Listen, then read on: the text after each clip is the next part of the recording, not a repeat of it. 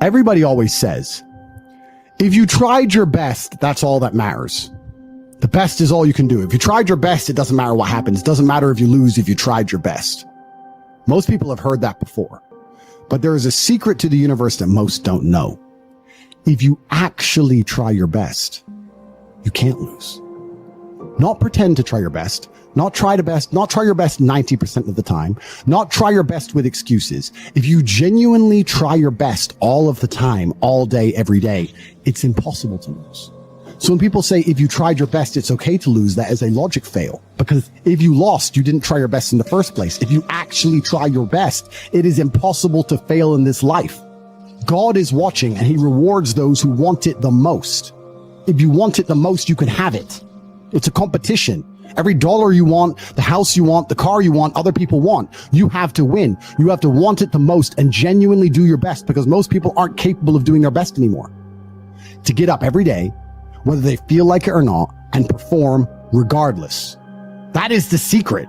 You cannot fail if you try your best. So if you don't have the car you want, the woman you want, the relationship you want, the friends you want, the house you want, you haven't been trying your best. Because I guarantee you, the second you do, you'll have all of it. I believe there's only 3 reasons people are not rich. One of 3 reasons. They're either stupid, arrogant, or lazy.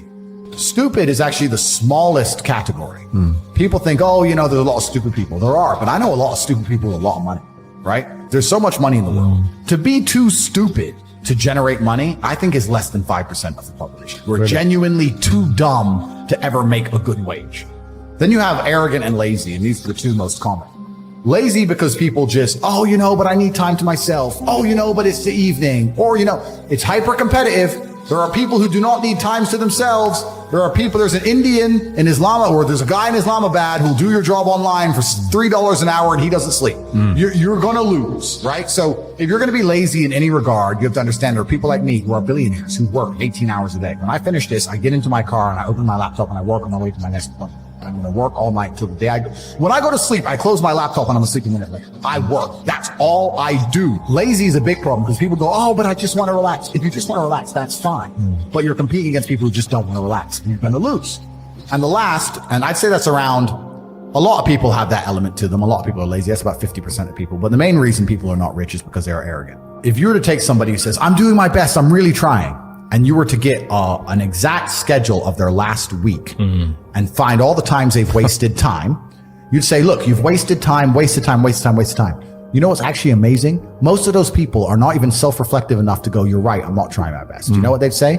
Well, I have to rest sometimes. Well, I have to have a social life. Well, they'd be so arrogant because they're arrogant. I had to do my Facebook. Yeah. No matter, you'd even show them, here's where you fucked up. Well, you know, I have to, oh, you're crazy.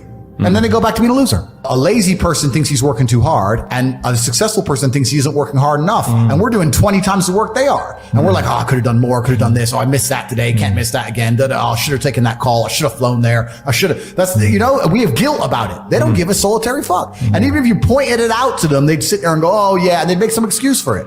It's the brutal arrogance of people. Perhaps 50, 60 years ago, you could be a normal man with a normal job, have a normal life and a normal wife and a normal house and a normal car and be happy. But the world we are now living in is proving that being a normal man is nothing more than slavery. Being a normal, law-abiding citizen with a normal income and a normal wage and one passport and a normal wife is going to leave you depressed. Sooner or later, it's just going to leave you. You're going to end up fucking suicidal and miserable. This is what I don't understand about people, especially men in the world today. Why are they so worried about being afraid? Why are they so worried about, I was afraid every time I fought. Yeah. I fought anyway. Yeah. Like, I don't let fear guide what I'm going to do. I do what I'm supposed to do regardless of how I feel. So I don't see anything wrong with feeling fearful. I don't see anything wrong with feeling stressed or under pressure or anxious. All these things men are trying to get rid of. And I talk about men specifically. I gender this because I'm a man. I don't know how it feels to be a woman. But all these things that people are trying very hard to get rid of from their brains, I don't see why they need to leave. I will argue the point that if I feel anxious and pressured and stressed and fearful, I will get more done than if I was happy.